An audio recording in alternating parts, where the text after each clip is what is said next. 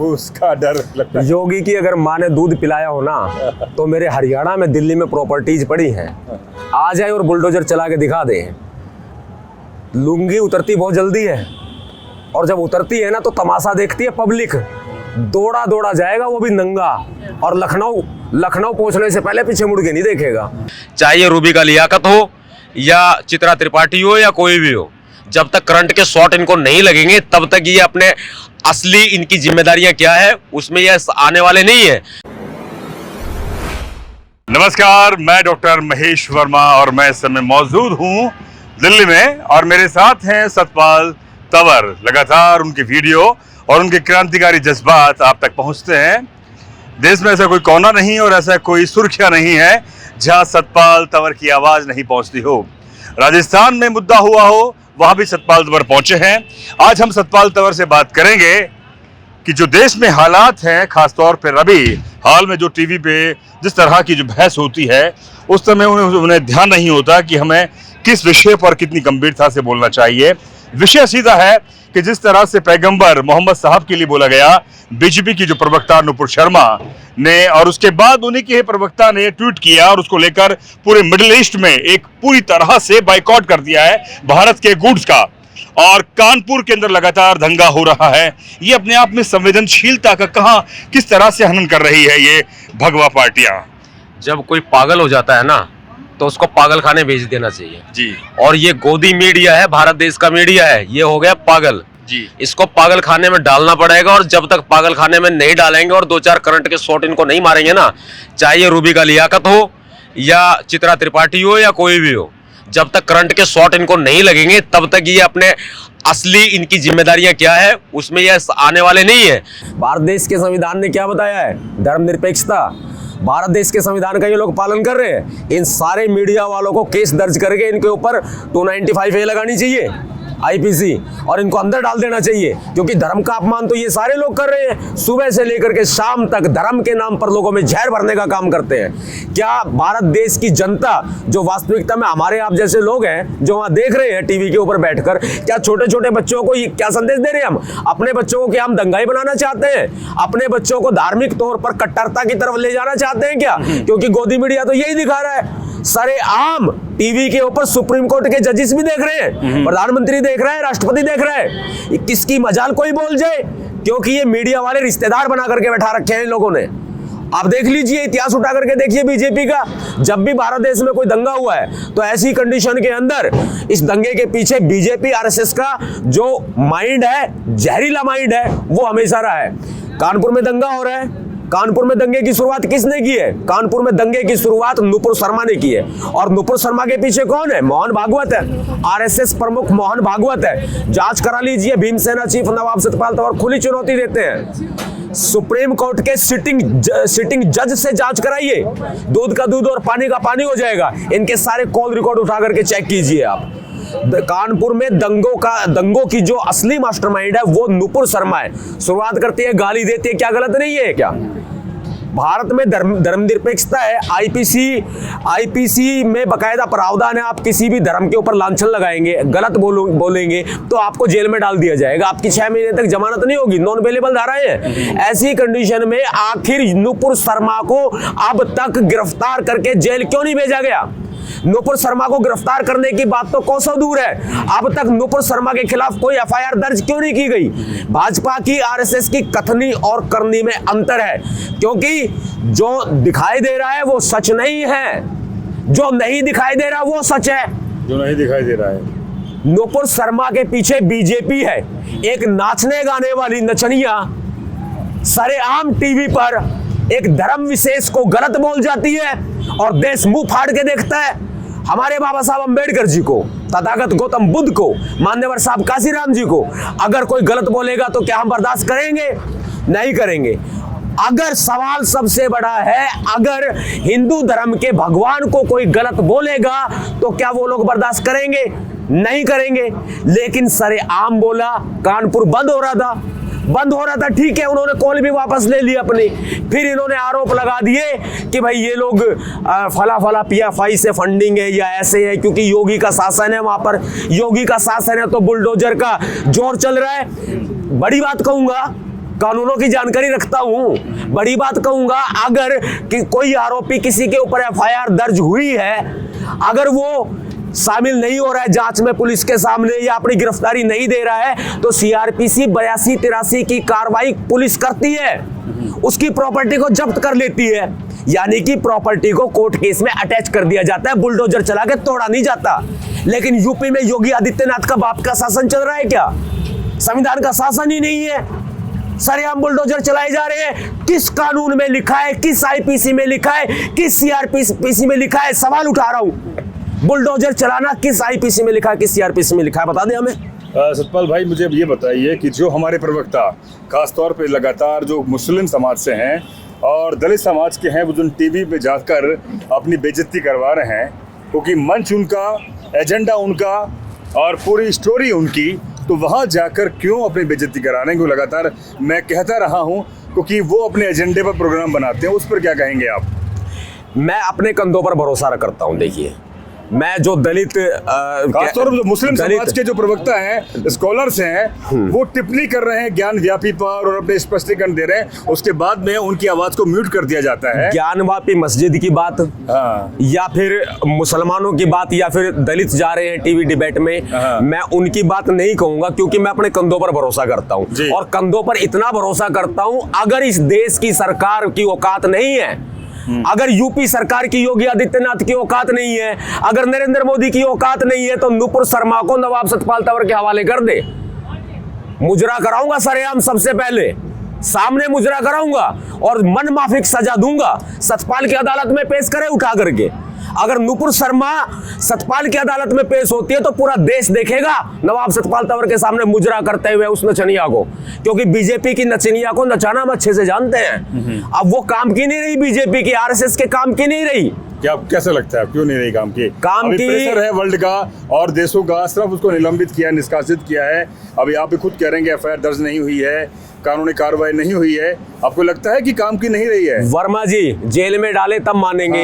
काम की नहीं रही। देखिए, आम चूस के गुठली फेंक दी जाती है, गुठली काम की नहीं रहती है। कुछ दिन का प्रेशर तो नहीं लग रहा आपको? खाली कुछ दिन का प्रेशर हो सकता है वर्मा जी, गुठली काम की नहीं रही है, गुठली फेंक दी जाती है। लेकिन नवाब सतपाल तंवर वो शख्स है जो गुठली बो करके दोबारा आम का पेड़ उगा देगा।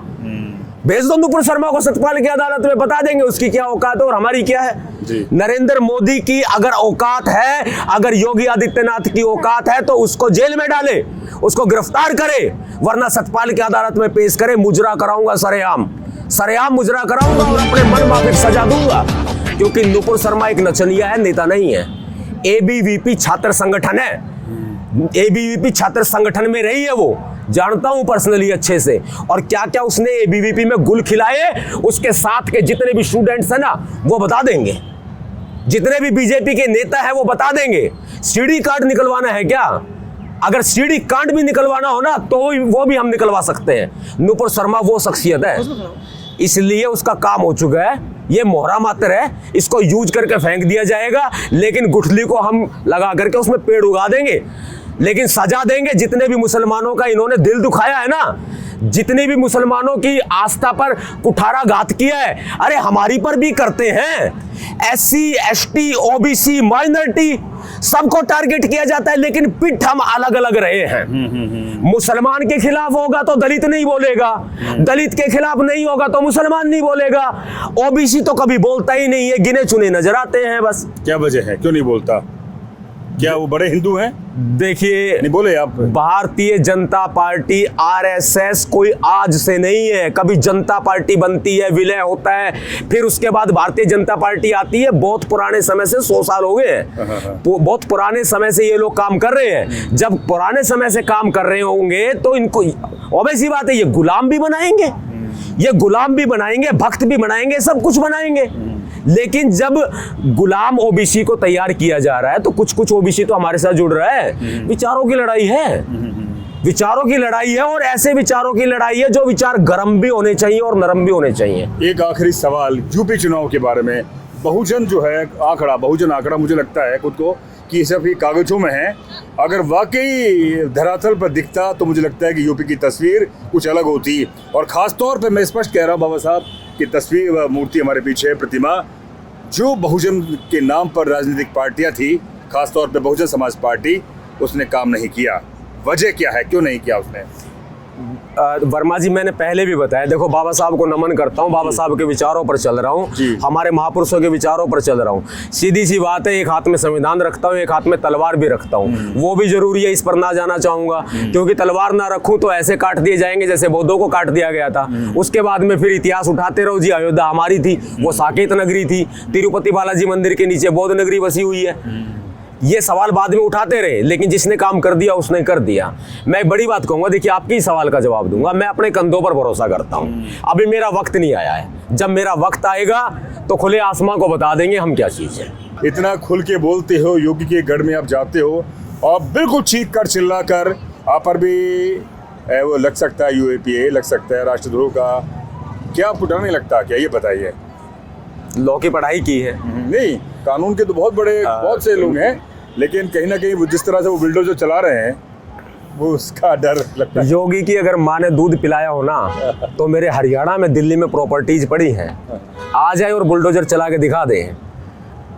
लुंगी उतरती बहुत जल्दी है, और जब उतरती है ना तो तमाशा देखती है पब्लिक, दौड़ा दौड़ा जाएगा, वो भी नंगा, और लखनऊ पहुंचने से पहले पीछे मुड़ के नहीं देखेगा। वो हाल कर दूंगा दिल्ली गुड़गांव के अंदर, खुल के बता रहा हूँ। आपके सवाल का भी जवाब दूंगा, डर नहीं लगता। बाबा साहब अम्बेडकर जी ने अपने 4 बच्चों की कुर्बानी दे दी, हम डरे?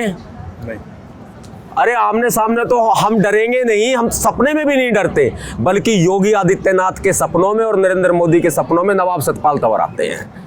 50 से ज्यादा मुकदमे दर्ज हो चुके हैं, 2-3 बार जेल भी जा चुका हूं।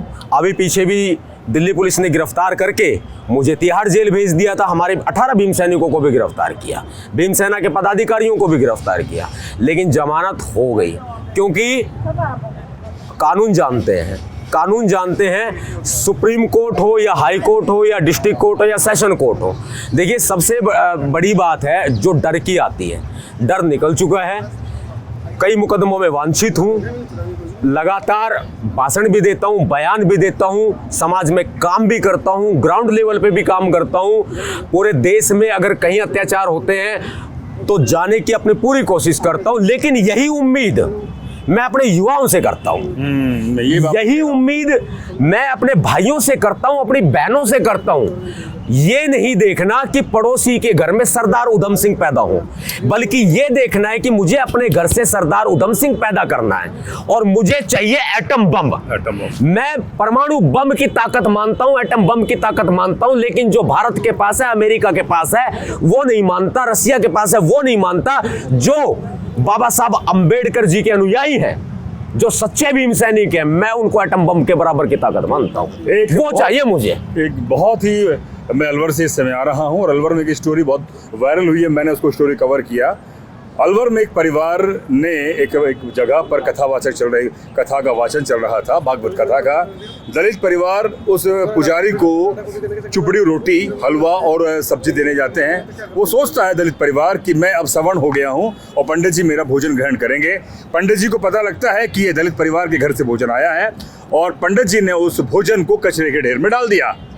उसको डेमोक्रेटिक भारत ने कवर किया, FIR दर्ज हुई, पुजारी जेल में है। उन परिवारों के लिए क्या कहोगे जो आज तक भी मनुवादी, ब्राह्मणवादी बने हुए हैं? इस पर जरूर बोलूंगा, बोलिए। क्योंकि 2-3 सवालों पर मैं दलित और राजनीतिक पार्टी के बारे में नहीं बोल रहा। देखिए दलित, वास्तविकता में देखो, दलित का मतलब होता है जिसको दला गया, जिसको कुचला गया है। मैं और आप दलित नहीं है। हम कह सकते हैं कि हम शेड्यूल कास्ट है, अनुसूचित जाति वर्ग से हैं, लेकिन जिसको दला जाता है, जिसको दबाया जाता है, जिसको कुचला जाता है, वो दलित की परिभाषा। और वो कौन है? वो हमारे अपने हैं। अगर उसका शोषण हुआ है, उसका अत्याचार हुआ है, अगर उसको दला गया तो वो दलित है। तभी तो अखबारों में हेडलाइन आती है, दलित को मारा, घोड़ी पे चढ़ने से रोक दिया, मंदिर में नहीं घुसने दिया। यार एक बात बताओ सोचने वाली, वर्मा जी, अपने बच्चों का पेट भरे ना भरे, पुजारी का पेट जरूर भरना है। खुद को लुगाई मिले चाहे ना मिले, लेकिन अपनी लुगाई को पुजारी के पास जरूर भेजना है। ऐसा जो हमारे लोग कर रहे हैं ना, अपने पैरों पर कुल्हाड़ी मार रहे हैं, अपने घर की इज्जत को नीलाम कर रहे हैं, अपनी रोटी, मेहनत की कमाई, अपनी रोटी को पुजारी की थाली में जाकर के डाल रहे हैं, फिर भी पुजारी उसके लात मार रहा है। मंदिरों में उसको घुसने नहीं दिया जा रहा है। ये औकात है दलित की, और ये सच्चाई में है 21वीं सदी के दलित की औकात है। अरे स्वर्ण बनो ना, स्वर्ण बनो, ऊंचा सोचो। उन पुजारियों से, पंडित पुजारियों से, पाखंडवादियों से, उनसे दूर रहो, मनुवादियों से दूर रहो। अरे जुड़ना है तो बाबा साहब अंबेडकर जी के साथ जुड़ो, बाबा साहब अंबेडकर जी का साहित्य है उसके साथ जुड़ो, हमारे महापुरुषों के साथ जुड़ो। तथागत गौतम बुद्ध जी ने ज्ञान दिया है, गुरु रविदास जी, गुरु कबीरदास जी, महात्मा ज्योतिबा फूले जी, माता सावित्रीबाई फूले जी, उनके साथ जुड़ो आप, उनके विचारों को ग्रहण करो। तब पता चलेगा, जैसे महात्मा ज्योतिबा फूले जी ने कहा था ना, जब मंदिर की घंटी बजती है तो पाखंडवाद का संदेश देती है, लेकिन जब स्कूल की घंटी बजती है तो वैज्ञानिकता का, शिक्षा का संदेश देती है। लेकिन समझाए कौन? कौन समझे? बिल्ली के गले में घंटी बांधे कौन? सवाल है, गांवों में हमारे लोग रहते हैं, गांवों में हमारे लोग रहते हैं, लेकिन ये जो बात मैं आपसे बोल रहा हूँ शहर की बात है, ये शहर की बात है। ये अगर वहां पहुंचे सारी जिंदगी लग जाएगी। 24 घंटे 7 दिन 365 दिन और पूरा जीवन, ये पूरा लगा देना कि पूरे भारत देश के हर एक घर में जाना है, करोड़ों दलितों के घर जाना है, तो भी हम इस जीवन में पूरा ही नहीं कर सकते। एक आखिरी सवाल, हर बार मैं यही कमी है, हर बार आखिरी इसलिए कह रहा हूँ क्योंकि फिर सवाल आ जाता है, जिस तरह से आप संघर्ष करते हैं, सड़कों पे आप जाते हैं, जितेंद्र जो मेघवाल है वहाँ भी आप गए, राजस्थान हो, यूपी, हर जगह आप जा रहे हैं, कहीं ना कहीं आपको नहीं लगता कि आप बहुत ज़्यादा एनर्जी लगा रहे हैं? आपकी एनर्जी को जो दूसरे सुविधा संपन्न दलित परिवार हैं जो अच्छी खासी नौकरी में हैं, वो ये सोचते हैं इनके पास वक्त है और इनके पास कुछ काम धाम नहीं है, क्या उनको क्या नसीहत देना चाहोगे आप? जो सरकारी जॉब में है, सरकारी जॉब में, जो सरकारी जॉब में, जिनके पास में पैसा है, ठीक है, हाँ, जिनके पास पैसा है, कोई संघर्ष साधन संपन्न है, आपकी तरफ से कोई संघर्ष, साधन संपन्न है। देखिए आज हम संघर्ष कर रहे हैं। मैं एक मिनट की पूरी थ्योरी में बताइए। हाँ, मेरे फादर नौकरी लगे, आर्मी से रिटायर है, मैं आपको बता देता हूं। बिल्कुल। मेरे फादर आर्मी में गए तो किसकी बदौलत गए? बाबा साहब डॉक्टर भीमराव अंबेडकर जी के 4 बच्चों की कुर्बानी की बदौलत गए। उन्होंने संघर्ष किया, संविधान दिया, तभी तो आर्मी में गए ना। नहीं आर्मी में तो क्या हमें गांव का कोई चौकीदार ना लगाए? नहीं लगाएंगे बिल्कुल भी। जब वो गए तो उन्होंने पैसा अर्जित किया, उनको जो गिनी चुनी सैलरी मिलती थी उसको जोड़ते थे, हमें पढ़ाते थे, खुद बॉर्डर पे पड़े रहते थे आर्मी में, लेकिन यहाँ हमारी मम्मी हमें उंगली पकड़ के हमें स्कूल में ले जाया करती थी। वो संघर्ष जो हमारे माता पिता ने किया, उस संघर्ष को मैं अपने से लेके चलता हूँ। अगर मैं इस संघर्ष को, कोई कमी नहीं है, ग्रेजुएशन है, डबल MA है, LLB है, बहुत सारे सर्टिफिकेट प्रोग्राम कोर्सेज भी किए हुए हैं, सॉफ्टवेयर इंजीनियर हूँ, ग्राफिक डिजाइनर हूँ, वेब डिजाइनर भी हूँ, एडवोकेट हूँ।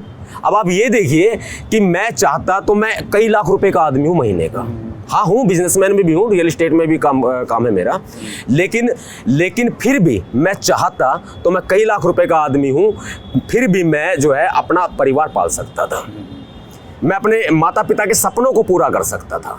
लेकिन मैं समाज में आया, अपना सब कुछ न्योछावर करके आया, कई मुकदमे मेरे ऊपर लगे हुए हैं, जेल चला जाता हूँ।